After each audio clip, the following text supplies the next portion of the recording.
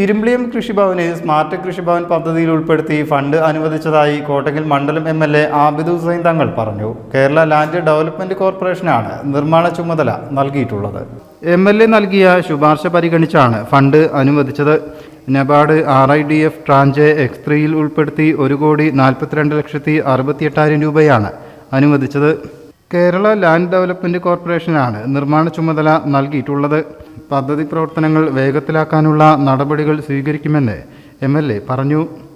ഇരുമ്പിളിയം പഞ്ചായത്തിലെ കൃഷിഭവൻ പുതുതായി ഉണ്ടാക്കുന്നതിന് 1,43,00,000 രൂപ അനുവദിച്ചിരിക്കുകയാണ്. നബാർഡിൻ്റെ ഈ പദ്ധതി എല്ലാ വർഷവും നടക്കുന്നുണ്ടെങ്കിലും അതിൽ ഈ വർഷം നമ്മൾ ഈ കൃഷിഭവൻ ഉൾപ്പെടുത്തണമെന്ന് ആവശ്യപ്പെട്ട് ഇതിൻ്റെ അടിസ്ഥാനത്തിൽ കൃഷി വകുപ്പിൻ്റെ കീഴിൽ നിന്ന് ഈ കൃഷിഭവൻ പുനർനിർമ്മിക്കുന്നതിനാവശ്യമായ സഹായം ലഭിക്കുന്നതിന് വേണ്ടി അനുവാദം നൽകിയിരിക്കുകയാണ്.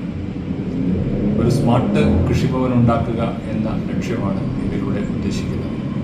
ഇരുമ്പിളിയം പഞ്ചായത്ത് കർഷകരുടെ ഏറ്റവും വലിയ ഒരു പ്രദേശമാണ്, നമുക്കെല്ലാവർക്കും അറിയാം.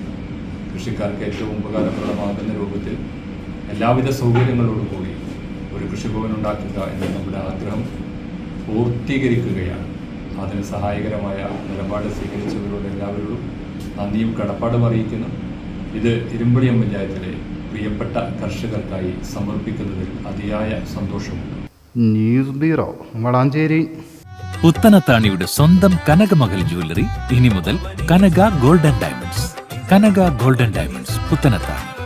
മാറുന്ന ലോകം, മാറ്റത്തിനൊപ്പം.